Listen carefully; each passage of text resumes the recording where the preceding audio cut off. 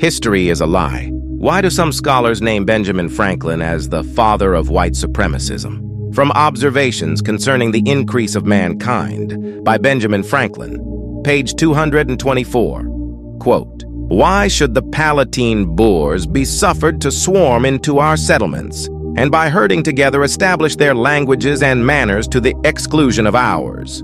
Why should Pennsylvania, founded by the English, become a colony of aliens who will shortly be so numerous as to Germanize us instead of our anglifying them, and will never adopt our language or customs, any more than they can acquire our complexion?" End quote. In this essay, Benjamin Franklin laments the vast number of German immigrants arriving in Pennsylvania. He uses pejorative language as he asks why, and refers to the new arrivals as Palatine Boers. The Palatinate are the lands of the Count Palatine, a title held by a leading secular prince of the Holy Roman Empire, and Boers, a slur referring to a peasant, husbandman, or farmer. He alarms: the German immigrants will never adopt the English language and customs, and will soon Germanize the colony due to their tendency to create communities. And more importantly, that these German immigrants cannot acquire the fair complexion of the average Englishman in the 1750s. He continues, which leads me to add one remark, that the number of purely white people in the world is proportionably very small, end quote. Now we are certain he is talking about the skin color or complexion of these German immigrants. We have covered in previous videos brown-complexioned German nobles like Philipp von Massbach and his wife Eva von Grumbach from Bavaria, Germany, of the rich and influential Grumbach family.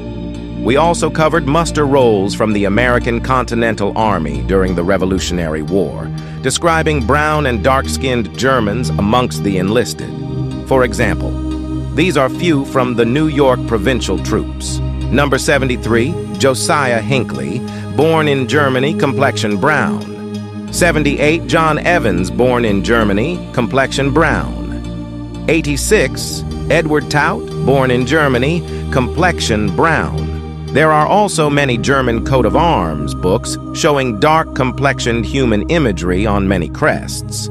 So we can be certain Benjamin Franklin was not lying about the complexion of these Palatine Germans.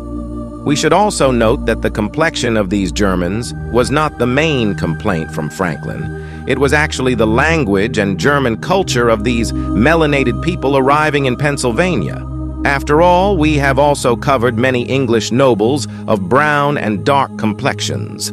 So was he actually a racist? He continues, all Africa is black or tawny, Asia chiefly tawny, America, exclusive of the newcomers, wholly so.